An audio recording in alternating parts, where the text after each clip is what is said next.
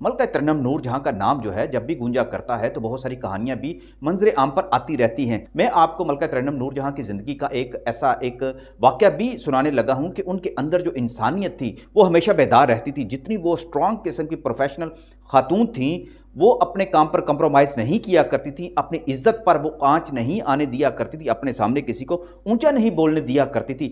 اتنا ہی زیادہ ان کے اندر درد بھی تھا، انسانیت بھی تھی، اور وہ اس ہستی کا، اس بندے کا، اس خاتون کا، اس بچے کا ہمیشہ قرض ادا کیا کرتی تھی جس نے ان کی زندگی میں کوئی بڑا کام کیا ہوتا تھا۔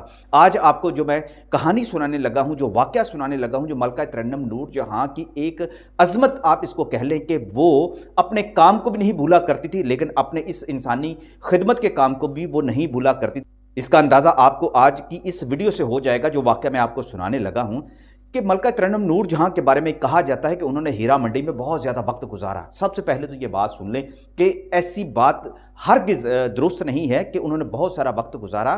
البتہ ہیرا منڈی میں ان کا ایک گھر جو ہے، ایک حویلی جو تھی، ایک بیٹھک جو تھی، وہ معروف تھی کیونکہ یہ اس زمانے میں تھی جب ہیرا منڈی کو ایک کلچرل جگہ کی حیثیت حاصل تھی۔ مقام ایک تھا ہیرا منڈی کا، بازار حسن کا۔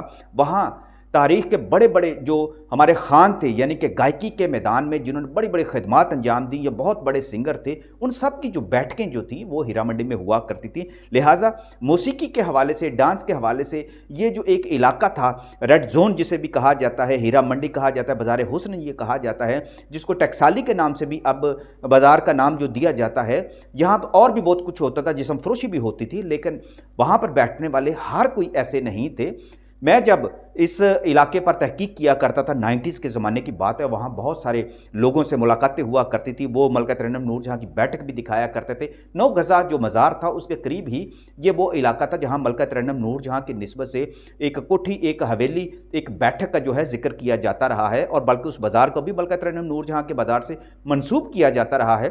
9 مزار کے قریب دراصل قصور کی رہنے والی مائی فروزن کا گھر تھا، ٹھکانہ تھا، بیٹھک تھی، جہاں پر وہ مختلف لڑکیوں کو گائکی کی تربیت دیا کرتی تھی، اور سمجھ لے کہ ان کا ایک گھر مرکز بنا ہوا تھا جہاں گائکی کے علاوہ ڈانس کی بھی تربیت دی جاتی تھی۔ اس وقت ابھی پاکستان نہیں بنا تھا، یہ وہ زمانہ تھا، 1920 کے بعد کی یہ باتیں ہیں، 1930 کا یہ زمانہ تھا۔ ملکہ ترنم نور جہاں ابھی بہت چھوٹی تھیں، ان کے گھر والے قصور سے ان کو یہاں مائی فروزن کے پاس آ کر یہاں رہنے لگے تھے، اور ملکہ ترنم نور جہاں کی جو دوسری جو بڑی بہنیں تھیں وہ بھی یہاں پر گائکی کی تربیت لیا کرتی تھی، ساتھ ڈانس بھی سیکھا کرتی تھی۔ ملکہ ترنم نور جہاں اس وقت بہت چھوٹی تھی۔ جو مائی فروزن تھی ان کی ایک منہ بولی بیٹی تھی مائی نورہ۔ نورہ بھائی کے نام سے اس کا نام بڑا بعد میں شہرہ بھی ہوا۔ نورہ جو تھی اس کا قدرتی طور پر ملکہ ترنم نور جہاں جو اس وقت ایک بالکل بچی تھی، انہیں اس وقت اللہ وسائی کہا جاتا تھا، وہ ان کے ساتھ کھیلا کرتی تھی۔ ملکہ ترنم نور جہاں تھی وہ ان گلیوں میں کھیلا کودا کرتی تھی، اور جو چیز ان کو ملتی تھی وہ کھا جاتی تھی۔ خاص طور پر اچار بہت زیادہ کھایا کرتی تھی، اور کھٹی چیزیں کھانے سے ان کا گلا بیٹھا رہتا تھا۔ تو ان کے جو والدین تھے ملکہ ترنم نور جہاں کے، وہ یہ چاہتے تھے کہ یہ بچی بھی بڑی ہو کر سنگر بنے، تو اس پر بڑی محنت کیا کرتے تھے اور ان کو پٹائی بھی کر دیا کرتے تھے۔ مائی فروزن نے اپنی بیٹی نورہ کو یہ کہا کہ تم نے اس کا خیال رکھنا ہے اور تم اس کی خدمت بھی کیا کرو، کیونکہ جو ملکہ ترنم نور جہاں کے جو گھر والے تھے وہ مائی فروزن کو اچھا خاصا معاوضہ بھی ادا اس زمانے میں کیا کرتے تھے تاکہ ان کی بچیاں جو ہے وہ بڑی سنگرز بن سکیں۔ تو نورہ جو تھی وہ ملکہ ترنم نور جہاں کے ساتھ جڑی رہتی تھی۔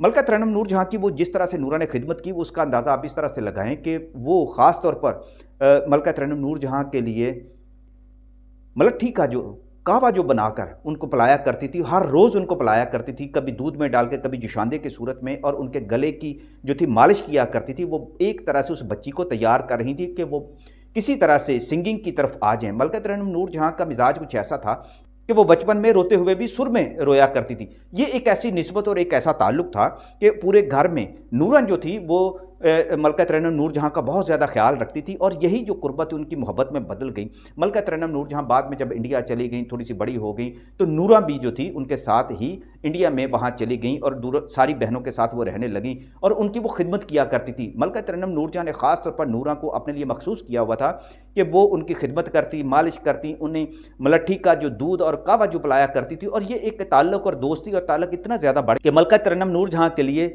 جو نورہ بائی تھی نا وہ بڑی اہمیت اختیار کر گئی۔ ابھی جب ملکہ ترنم نور جہاں جب فلموں میں کام کرنا شروع کیا تو انہوں نے نورہ کی شادی کرا دی۔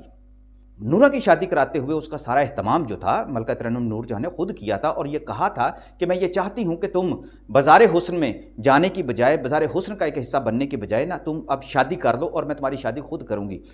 इसका एहतमाम जब मलका तरन्नुम नूरजहां ने कर दिया, इसके बाद तो मलका तरन्नुम नूरजहां अपनी फिल्मी ज़िंदगी में मसरूफ़ हो गई। फिर उनकी शादी होगी, वक्त इसी तरह गुजरता चला गया और मलका तरन्नुम नूरजहां का नाम बन गया।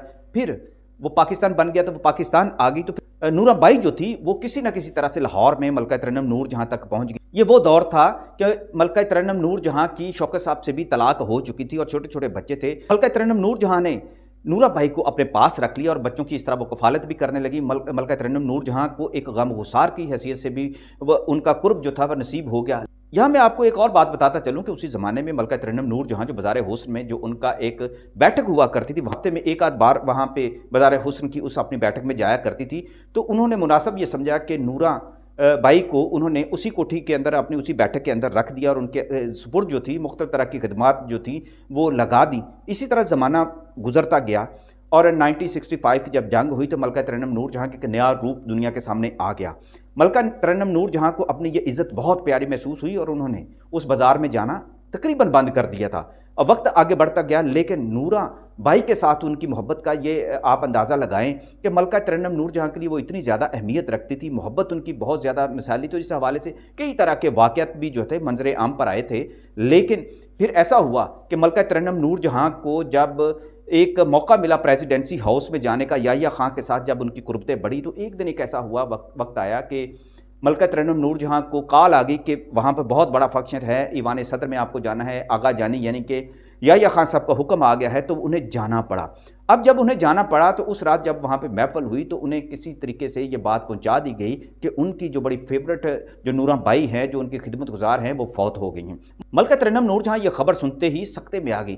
उस वक्त किसी को अंदाज़ा नहीं था कि नूरा बाई के साथ मलका तरन्नुम नूरजहां को इतनी मोहब्बत भी हो सकती है, इतनी अकीदत भी हो सकती है। वो रोने लग पड़ी। उन्होंने एक तरह से महफिल जो थी वो छोड़ दी, हालांकि बड़े जोबन पर वो महफिल थी। जिस किस्म की महफिल थी उसका आप अंदाज़ा लगा सकते हैं कि जिसमें उस वक्त के प्रेसिडेंट ऑफ पाकिस्तान याहिया खान खुद मौजूद थे, उनके बाकी जितने भी अफसरान वहाँ पे मौजूद थे, उनके मेहमान भी मौजूद थे। लेकिन मलका तरन्नुम नूरजहां को रोते हुए जब ये देखा गया तो मालूम हुआ कि शायद इनका कोई अपना इंतहाई गहरा अजीज़ जो है वो फौत हो गया है। लेकिन मलका तरन्नुम नूरजहां ने जब उन्हें बताया कि हाँ, मेरे अजीज़ों से भी ज़्यादा मेरी अजीज़ एक हस्ती जो है इस दुनिया से वो चली गई है, क्योंकि उस एक खातून की वजह से मेरी आवाज़ जो है वो हमेशा जो थी महफूज रही। और ये हकीकत भी थी। मलका तरन्नुम नूरजहां ने अपनी ज़िंदगी में अपनी आवाज़ पर कभी कंप्रोमाइज़ नहीं किया था और वो कहा करती कि जो मेरी आवाज़ की हिफाजत करता है और उसके लिए असबाब पैदा करता है, चाहे वो बेहतरीन मौसीकार होता या उन्हें खाना खिलाने वाला होता, मलका तरन्नुम नूरजहां उसकी बेहद इज़्ज़त किया करती थी और उसके लिए अपनी ज़ात को बिल्कुल भूल जाया करती थी। नूरा भाई के लिए भी उनका यही था।